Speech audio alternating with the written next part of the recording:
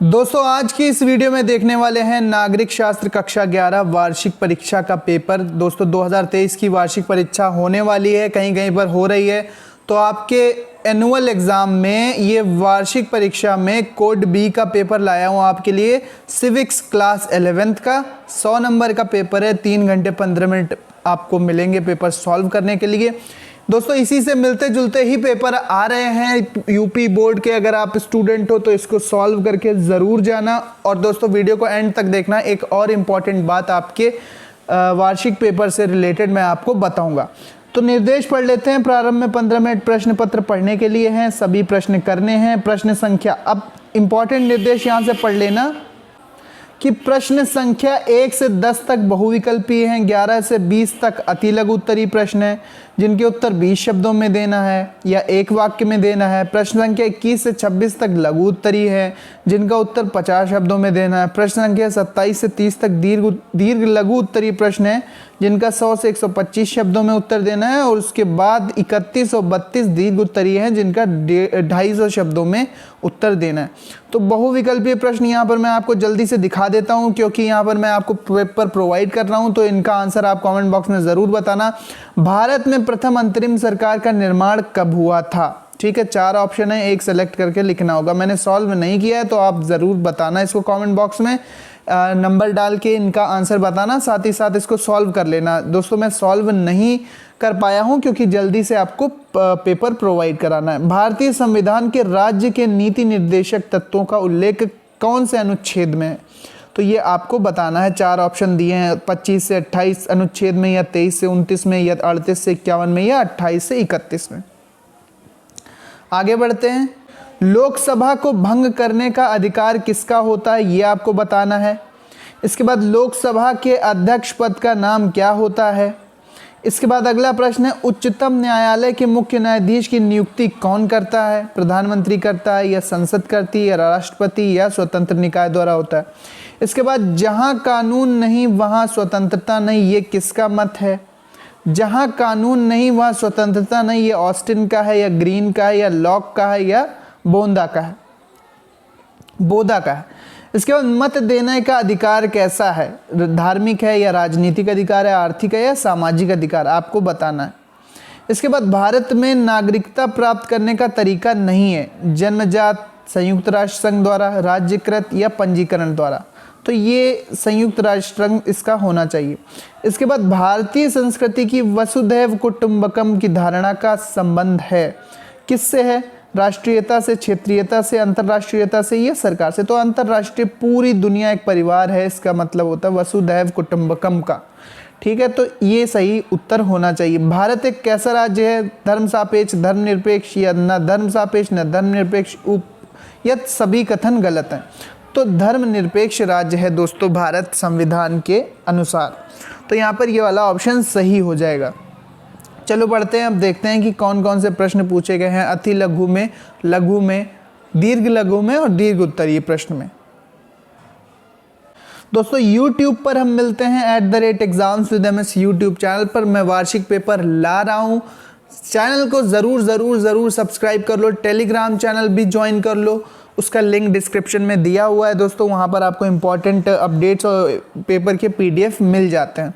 अति लघु उत्तरीय प्रश्न यहाँ पर पहला देखते हैं कि संविधान बनाने में कितना समय लगा था? संविधान बनाने में कितना समय लगा था? बहुत ही सरल प्रश्न है, आंसर आपको ज़रूर पता होगा, कमेंट बॉक्स में ज़रूर बताना। मूल अधिकार तथा नीति निर्देशक तत्वों में अंतर बताइए।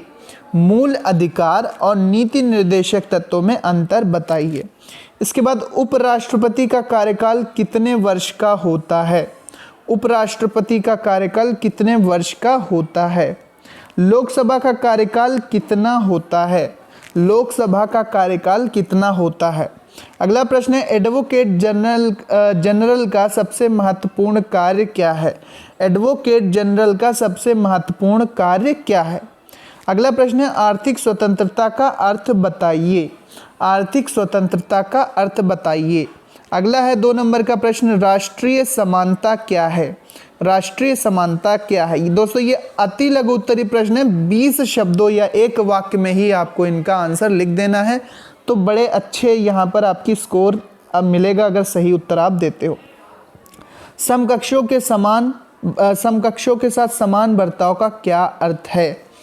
समकक्षों के साथ समान बर्ताव का क्या अर्थ है? इसके बाद नागरिक और मतदाता में कोई एक अंतर लिखिए। नागरिक और मतदाता में कोई एक अंतर लिखिए।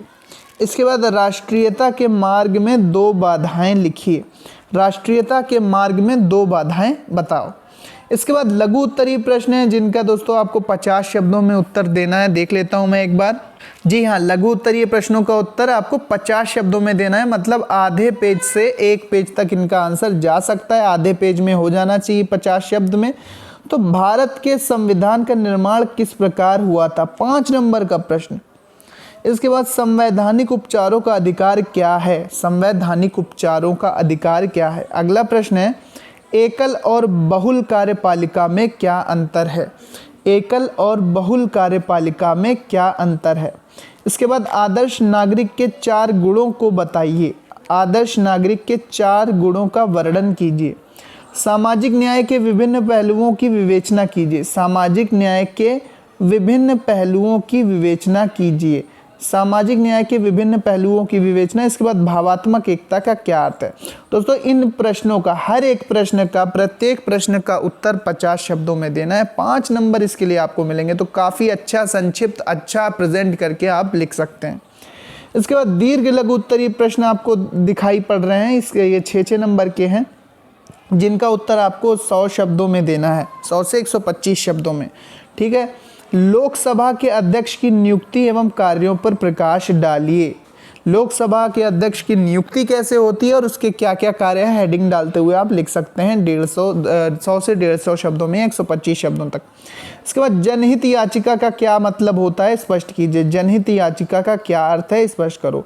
समानुपातिक न्याय का क्या अर्थ है, स्पष्ट कीजिए। इसके बाद राष्ट्रवाद के साझे राजनीतिक आदर्श क्या हैं? राष्ट्रवाद के साझे राजनीतिक आदर्श क्या है?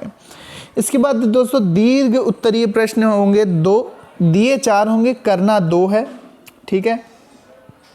इन प्रश्नों का उत्तर आपको 200 से 250 शब्दों में आपको देना है। पहला प्रश्न है केंद्र तथा राज्यों के मध्य प्रशासनिक संबंधों में तनाव का क्या कारण है? केंद्र और राज्यों के मध्य प्रशासनिक संबंधों में तनाव का क्या कारण है? ये वाला करो या फिर ये वाला करो। संघ लोक सेवा आयोग यानी यूपीएससी के गठन तथा कार्यों की विवेचना कीजिए। यूपीएससी के गठन कैसे हुआ, कब हुआ, क्यों हुआ और इसके कार्य क्या क्या हैं, ये लिखना है आपको विस्तृत में। कोई एक प्रश्न करना है इसमें 31 में से। अब 32 वाला देखिए, जे.एस. मिल के हानि सिद्धांत का संक्षिप्त परिचय दीजिए। जे.एस. मिल के हानि सिद्धांत का संक्षिप्त परिचय दो। नहीं आता अगर तो ये कर सकते हो क्योंकि अथवा में दिया हुआ है। क्या कर सकते हो? धर्मनिरपेक्ष राज्य के पक्ष तथा विपक्ष में तर्क दीजिए।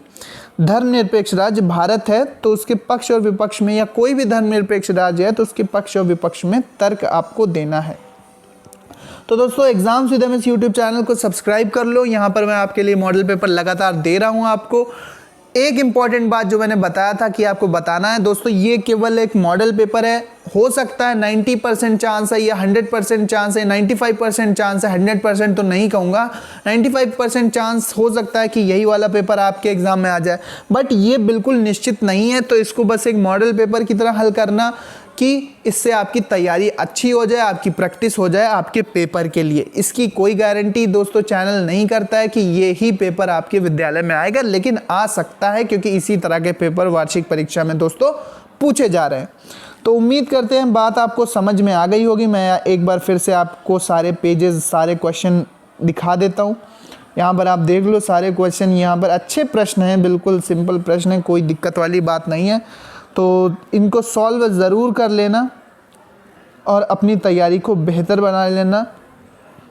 सो मिलते हैं अपने नेक्स्ट वीडियो में। उम्मीद करते हैं वीडियो आपको पसंद आई होगी। ये सारे प्रश्न आपको स्क्रीनशॉट ले सकते हैं। इसका PDF, इसके जो पिक्चर हैं ये हमारे टेलीग्राम चैनल पर आपको मिल जाएंगे।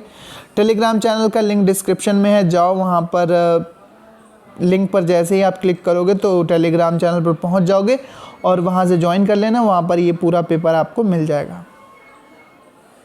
So thanks for watching and listening me दोस्तों। ये था पेपर नागरिक शास्त्र क्लास 11th का वार्षिक परीक्षा 2023 के लिए। मिलते हैं अपने नेक्स्ट वीडियो में। Thanks for watching and good luck for your exams. Thank you and bye bye.